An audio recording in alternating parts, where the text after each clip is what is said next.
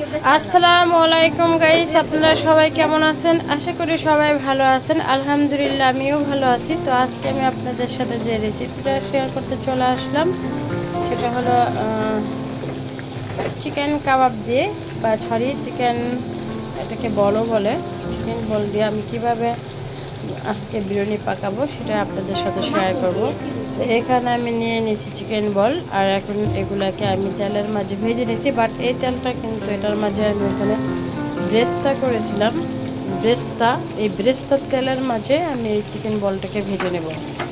তো আমি কিভাবে এই রেসিপিটা করি সেটাই আপনাদের সাথে শেয়ার করব। চাইলে যারা দেশ ও দেশের বাইরে আছেন, অনেক প্রবাসী অথবা ব্যাচেলার ভাই বোন যারা আছেন, অনেকেই হয়তো জানেন না এটা কীভাবে রান্না করতে হয়, কিন্তু এটা কিন্তু একবার ইজি। আর এই চিকেন বলটা আপনি পেয়ে যাবেন যে কোনো শপে গেলে, অথবা ভালো করে ডেলি শপে গেলেও আপনি পেয়ে যাবেন। তো মানে কোটা বা ঝামেলার কোনো কিছুর প্রয়োজন নাই, ইজিলি এনে এইভাবে আপনি ইজিভাবেই ঝটপট একটা রেসিপি তৈরি করে খেতে পারেন। তো যারা এখনও আমার চ্যানেলটাকে সাবস্ক্রাইব করেন নাই তাদেরকে অনুরোধ থাকবে আমার চ্যানেলটাকে সাবস্ক্রাইব করে দিবেন। আর যারা আমার ফেসবুকের ফ্রেন্ড আছেন তাদেরকেও অনুরোধ রইল আমার পেজটাকে ফলো দিবেন, ফলো দিয়ে আমার পাশে থাকবেন। আপনাদের ভালোবাসায় আমরা সামনের দিকে এগিয়ে যাওয়ার অনুপ্রেরণা পাবো। সো আমার ভিডিওটা যারা দেখবেন আরও রিকোয়েস্ট একটু করব, সেটা হলো আমার ভিডিওটা প্রথম থেকে শেষ পর্যন্ত দেখবেন। আর চাইলে যদি ভালো লেগে থাকে আপনাদের পেজে একটা শেয়ার দিয়ে দিতে পারেন। তো আমি এখন চিকেনগুলো ভেজে নিচ্ছি। তো চিকেন বলগুলো আমি এভাবে ভেজে নিয়েছি। এবার চিকেন বলটা রান্না করার জন্য আমি এখানে নিয়ে নিলাম পেঁয়াজ, দিয়ে দিলাম গোটা দারচিনি, এলাচ, তেজপাতা, এগুলো দিয়ে আমি একটু ভালোভাবে পেঁয়াজটাকে ভেজে নেব। এখানে আমি অফ ক্যামেরায় দিয়ে দিয়েছিলাম কাজু বাদাম পেস্টটা তো আগে ভেজে নিয়েছি। আর এখন আমি সব মশলা, এটাকে আমি অনেকবার দেখাইছি আপনাদের ভিডিওতে যে আমি একবারে ক্লিন বেবি ক্রিম করে নেই। সেটা হলো টমেটো, রসুন, আদা সব কিছু মিলে সিদ্ধ দিয়ে তারপর এটাকে আমি ব্লেন্ডার করে সেঁকে নিই। তো আমি জিরা গুঁড়া, ধনিয়া গুঁড়া,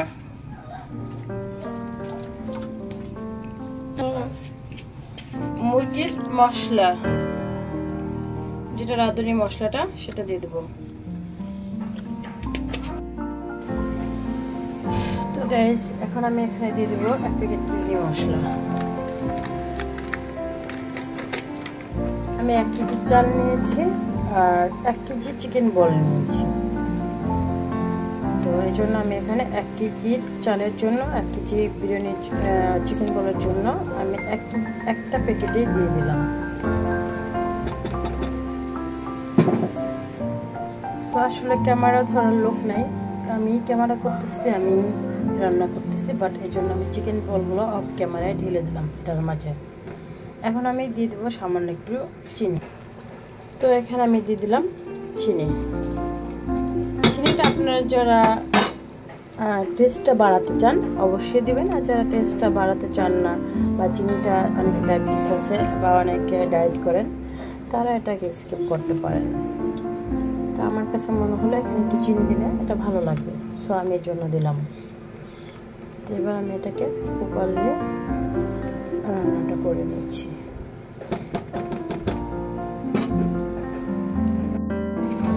তো এখন আমি সবশেষে যেটা দিব চিকেন বলের মাঝে সেটা হলো টমেটো সস। অবশ্যই টমেটো সসটা দিবেন, টমেটো সস না দিলে কিন্তু এটা খেতে ভালো লাগবে না।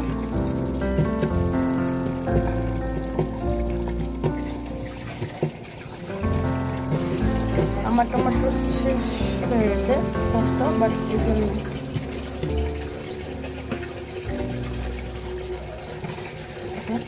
টমেটো সসটা দিলে এটা কালারটা ভালো আসে, খেতেও টেস্টটা বেড়ে যায়।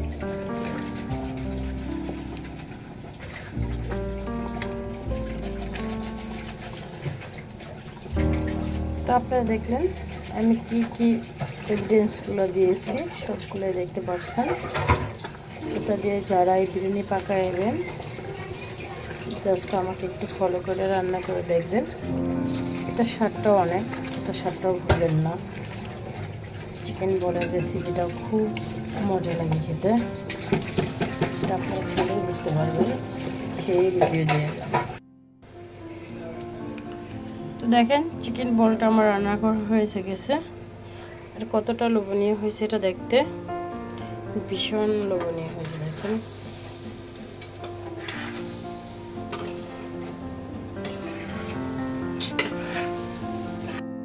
গাজর কুচি,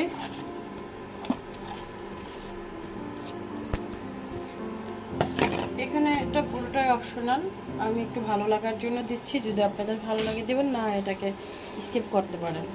তো এখানে দিয়ে দেবো আমি কাঁচামরিচ একটু ছিদ্র করে রাখছিলাম, আর এই সাথে দিয়ে দেবো আমি পেঁয়াজের ব্রেস্তা ভেজে রাখছি। 1 ফুট পেঁয়াজের ব্রেস্তা দিয়ে আমি এই চালটাকে ভেজে নেব। এখানে আমি অন্য কোনো মশলাই কিন্তু অ্যাড করি না, আপনারা দেখছেন, কারণ একটু দূর থেকে করো, কারণ আমি পোলাওটাকে সবসময় সিম্পলভাবে রান্নার চেষ্টা করি। পোলাও, ইলিশ মাছ, চিংড়ি মাছ, এগুলো আমার কাছে মনে হয় যত মশলা কম দেওয়া যায় তত এটা প্রপারলি স্বাদটা পাওয়া যায়। আর এই পোলাও রান্না করার মাঝে আদা, রসুন, জিরা বাটাটা চাইলে দিতে পারেন, আদা রসুন বিশেষ করে এগুলো দিলে আমার মনে হয় কি পোলাওয়ের যে অরিজিনাল যে সেন্টটা, এই সেন্টটা পাওয়া যায় না, তখন এটা মিক্সড হয়ে যায় পোলাওয়ের সেন্টটা। তো এই জন্য আমি বেশিরভাগে আমি যখনই পোলাও রান্না করি পোলাওটা আমি একটু আলাদাভাবে রান্না করি। বিশেষ না হয় আপনারা একদিন রান্না করে খেয়ে বলবেন। এখন আমি ভালো করে এটা ভেজে তারপরে এটা আমি চিকেন বলের সাথে মিশিয়ে নেব।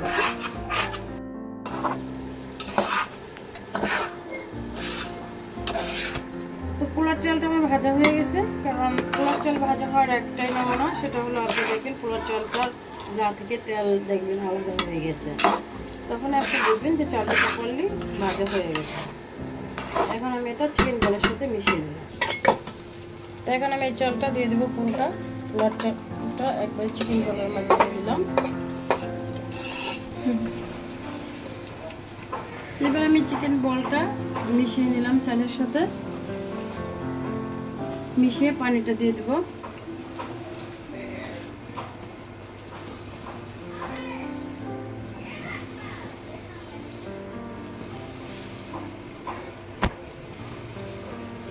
স্কিপ করো আরো।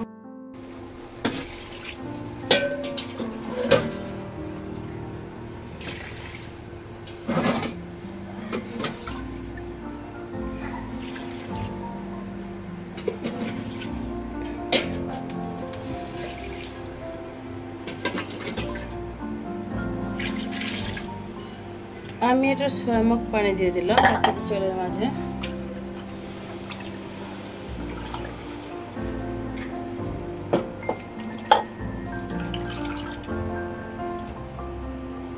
আসলে পোলার চালটা আপনি যখন রান্না করবেন এটা প্রপারলি না সিদ্ধ হলেও ভালো লাগে না, আবার বেশি সিদ্ধ হলেও ভালো লাগে না, এটাকে সবসময় লিমিট মতো রাখতে হয়। এখন আমি পানিটা মিশিয়ে এটাকে ঢেকে দিব। তো বিরিয়ানিটার পানি শুকিয়ে গেছে, এবার আমি আরও 10-15 মিনিট ঢেকে এটাকে দমে রেখে চালটাকে সিদ্ধ করে নেব। তো চিকেন বল দিয়ে আমি বিরিয়ানিটা পাকিয়ে নিলাম, বাট আপনাদের কাছে যদি ভালো লেগে থাকে অবশ্যই আপনারা চিকেন বল দিয়ে এইভাবে ঝটপট বিরিয়ানি পাকিয়ে নেবেন। খেতে কিন্তু এটা আসলে ভীষণ মজার হয়, সেটা আপনারা বানায় খেলেই বুঝতে পারবেন। তো যদি ভিডিওটা আপনাদের ভালো লেগে থাকে অবশ্যই আপনাদের চ্যানেল পেজে শেয়ার দিয়ে দিবেন, আর আমার পেজটা ফলো না দিলেও প্লিজ আমার পেজটাকে ফলো দিয়ে দিবেন। আমার ইউটিউব চ্যানেলের বন্ধু যারা আছেন তারাও আমাকে সাবস্ক্রাইব করে দিবেন, যারা এখনও সাবস্ক্রাইব করেন নাই।